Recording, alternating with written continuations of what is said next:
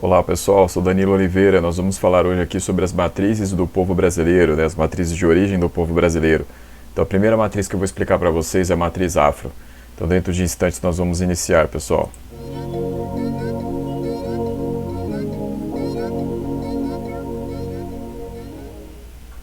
Então pessoal, é o seguinte, né? Como eu falei para vocês, esse é o nosso tema de hoje, matriz afro, tá? Que é uma das três grandes matrizes de formação do povo brasileiro.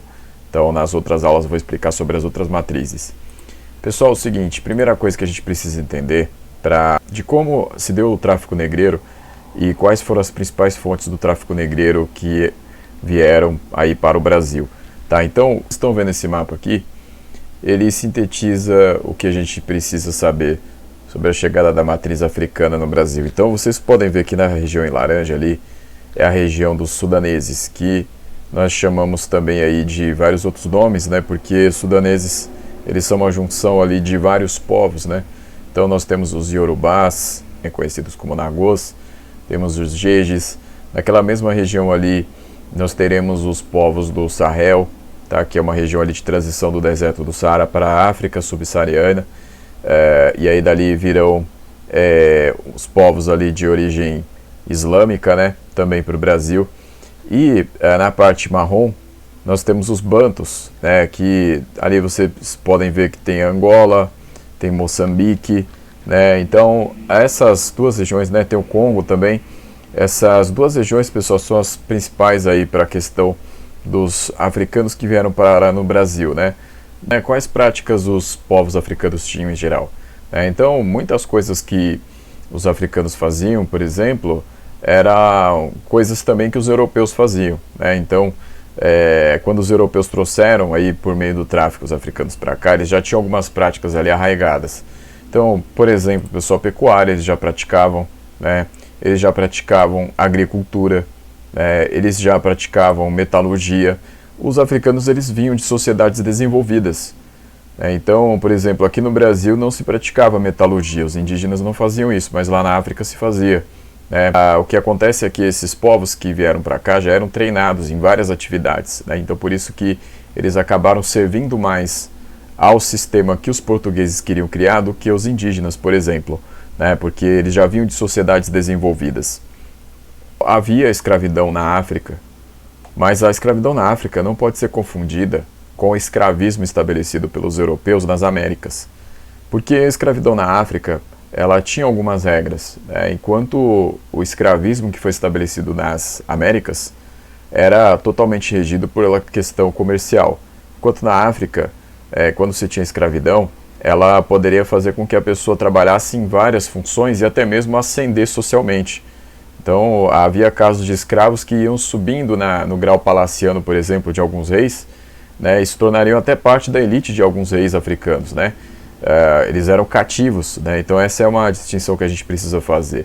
Então na África ela era mais ligada à escravidão que havia no mundo antigo, que tinha uma série de regras também, né? Enquanto o escravismo aqui ele era estritamente comercial. Esse afro no Brasil ela é vastíssima, a gente só pode resumir aqui algumas características dela.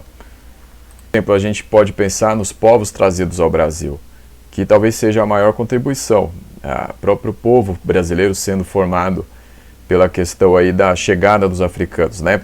Eles foram trazidos à força, né? Mas acabaram fazendo parte aí do nosso povo.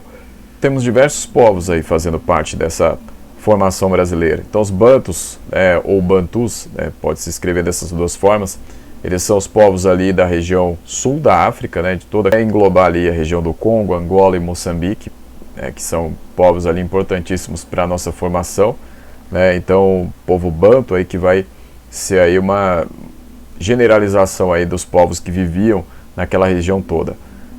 Nagôs ou Yorubás, que são ali daquela região mais próximo ali da Nigéria, né? Próximo ali do Benin.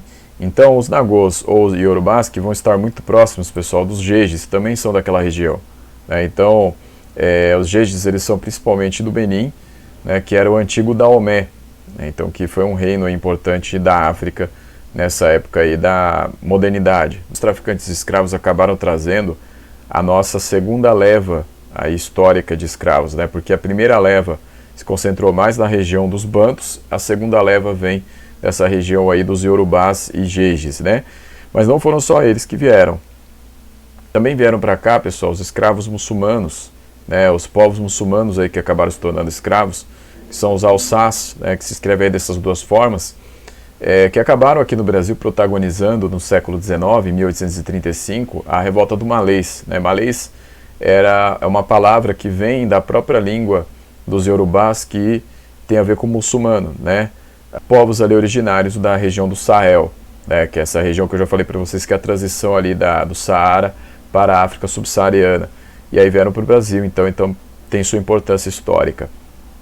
Exemplo aí da influência africana no Brasil, nós temos as religiões, né? Então primeiro o candomblé e depois a umbanda, porque o candomblé ele é mais antigo, ele vai sendo formado aí com a chegada dessas levas cada vez mais abrangentes aí de escravos que vêm para o Brasil, né? Então vai se formar primeiro, e a umbanda só se forma no século XX, né? Porque é uma religião mais sincrética, né? Ela junta elementos aí da religião africana, mas também com aspectos indígenas, aspectos até europeus em alguns pontos. E no caso aí do candomblé, tem mais ali a presença mesmo das práticas dos próprios afrodescendentes, né? A questão aí do que eles traziam dos seus antepassados africanos, né? E aí vai ter a marcada presença dos orixás, né? Temos a imagem de um terreiro, né? Então aqui são algumas lideranças do candomblé reunidas, tá? E o terreiro ele que vai ser uma instituição presente tanto no candomblé quanto na umbanda. Por exemplo aqui, como eu falei lá da questão da metalurgia, o deus da metalurgia para os praticantes aí do candomblé, por exemplo, é o Ogum, né? E ele é o deus guerreiro, né? Então existem centenas de orixás, né? O Ogum é um dos principais. Há outros também, né? Há o Oxóssi, Iemanjá, existe o Exu, então vários orixás diferentes, né? Cada um com seu significado. E o Ogum, como eu falei da questão da metalurgia, é importante, né? Ele seria hoje o deus da tecnologia, por exemplo, né? Isso é algumas influências da matriz afro no Brasil. Outras influências que a gente pode pensar, por exemplo, a comida, né? Se a gente pensar na questão da feijoada, né? Que foi uma adaptação aí que se fez aqui no próprio Brasil mesmo, né? Se a gente pensar na capoeira, se a gente pensar no berimbau, se a gente pensar, são algumas influências, né? Mas a principal influência mesmo é a formação do povo, né? Então, hoje, se nós juntarmos aí aqueles que se consideram pretos e pardos, é o povo negro do Brasil, né? Então, é a maior parte do Brasil, né? Vem da matriz afro. Enquanto, pessoal, que tinha para falar isso daqui, na próxima aula a gente continua. Então, é isso. Até a próxima. Obrigado.